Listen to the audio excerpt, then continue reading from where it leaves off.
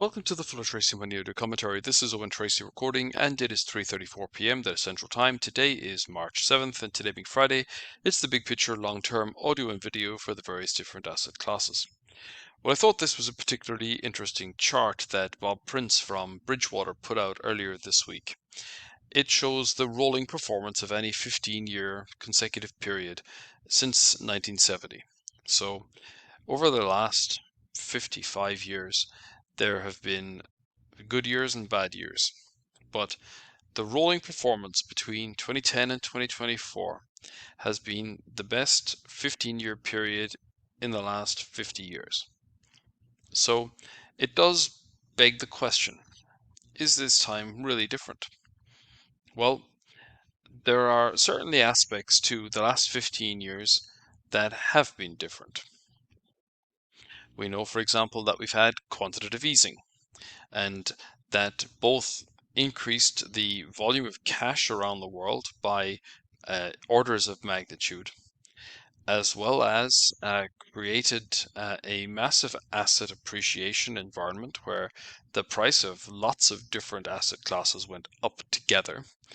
And then we've also had the political ramifications of that, which has been the rise of populism, and that has also created inequalities, which have, and I guess is really more the inequalities in availability of opportunity, which I think is perhaps the most important factor, because quantitative easing, more than anything, encouraged everyone to be a speculator. The greater extent to which one was a speculator, the better people did. And of course, it inconvenienced savers because interest rates went to zero. So that has been obviously something that was quite different. Then, of course, we've had the march of technology, and technological innovation continues. On top of that, we have the very significant trends have evolved as a result of that. Social media was probably one of the biggest beneficiaries of 4G. 4G was one of the big introductions at the beginning of this 15-year period, and then it coincided with the introduction of the iPhone, and that those two factors together created the online economy. Prior to that, we did have the internet, but the kind of e-commerce or transacting banking or just having the internet at your disposal 24/7, that wasn't really a factor until we had 4G and phones. And then we've had, so that's been obviously a significant innovation. And then because of the volume of data required to run those kinds of applications, it has created the entire big data, which of course really was seeded out of cloud computing. And then the innovation that has arisen out of big data has been artificial intelligence.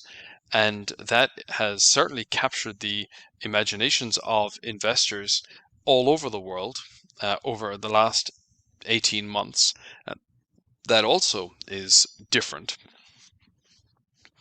So then we can definitely think about this as being a very accommodative environment for asset price appreciation, where we had this massive round of liquidity creation at the same time that there was significant innovation in terms of the technology front. And then until really 2022, we were living in a reasonably benign global geopolitical environment where we had what approximated world peace. And of course, peace never feels like peace until you're treated to violence. And obviously, now we're not living in a more peaceable environment, so everyone harks back to the time around 2016 and thinks, well, golly, that really was a really benign environment.